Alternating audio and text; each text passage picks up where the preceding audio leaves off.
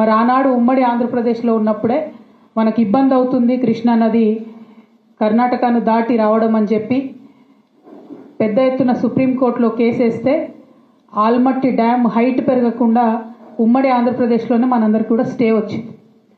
అటువంటి స్టేను ఇప్పుడు కర్ణాటక ఉల్లంఘిస్తూ మరి 1,70,000 ఎకరాలను సేకరించడానికి 70,000 కోట్లను రిలీజ్ చేస్తూ మొన్న కర్ణాటక ప్రభుత్వం నిర్ణయం తీసుకున్నది. ఆ తీసుకున్నటువంటి నిర్ణయం మీద తక్షణమే మహారాష్ట్ర ముఖ్యమంత్రి గారు స్పందించారు. వీళ్ళు ఇట్లా 5 మీటర్లు ఎత్తు పెంచుకుంటే 100 టీఎంసీలు నీళ్లు నిల్వ కృష్ణాలో ఉంచుకుంటే మా మహారాష్ట్రలో 2 జిల్లాలు మునిగిపోతాయి కాబట్టి మేము దీనికి ఒప్పుకోము, మేము సుప్రీంకోర్టుకు పోతామని మహారాష్ట్ర ముఖ్యమంత్రి గారు, భారతీయ జనతా పార్టీ అక్కడ అధికారంలో ఉంది, వాళ్ళు ప్రకటించడం జరిగింది.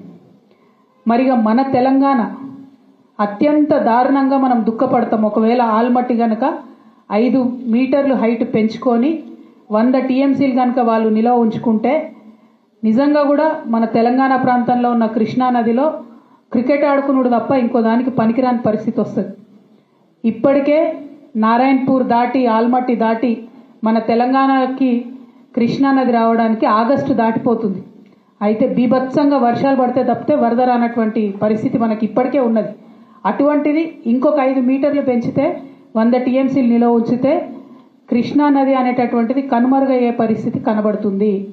మరి ఈ విషయం గౌరవ పెద్దలు రాష్ట్ర ముఖ్యమంత్రి గారు, కాంగ్రెస్ పార్టీలో ఉన్నటువంటి పెద్దలు, ఇరిగేషన్ మంత్రి ఉత్తమ్ కుమార్ రెడ్డి గారు వీరికి అర్థం అవుతుందా అర్థం అవుతలేదా అనేటటువంటి మీమాంసలో బాధలో తెలంగాణ బిడ్డలందరూ కూడా ఉన్నారు ఇవాళ.